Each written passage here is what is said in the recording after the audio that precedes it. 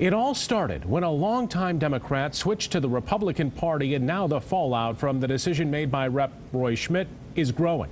24-hour News 8 political reporter Rick Alban has been working this story from the beginning and has the latest surprise twist in a story that really just seems to keep evolving. Yeah, there's a lot to this story we don't know, but there's a lot that we do know today that we didn't know yesterday. Today, the man who the chairman of the state Democratic Party called a fake Democrat withdrew his candidacy for the 76th House seat, raising more questions about how all of this came to be in the first place.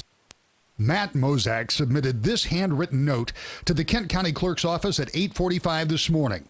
It says in part, "I am withdrawing from the election."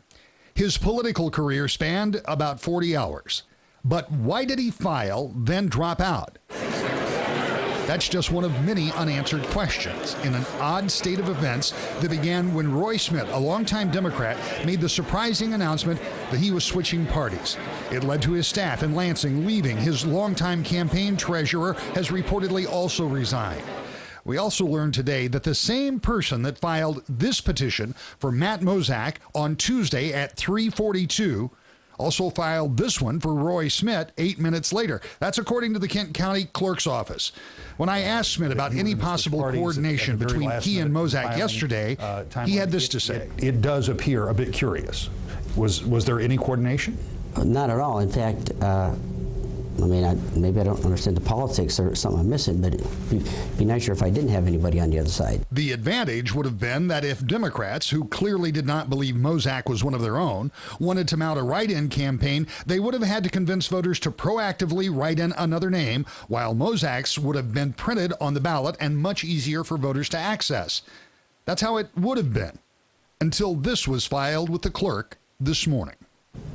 Okay, so that's the latest. There's still a lot of questions. Who was the person who made the filings on Tuesday? Why did Mojzak pull out 48 hours or less than 48 hours after he filed? And what will become of the calls for an investigation from the state Democrats? We're trying to answer all of those, particularly who did the filing. Today, we contacted a person we believe may have been involved. Sent them a Facebook, left them a phone message, dropped by their house, didn't get in touch with them, but it's not going to keep us from continuing to ask the questions and looking for the answers in this story that keeps developing on a daily basis.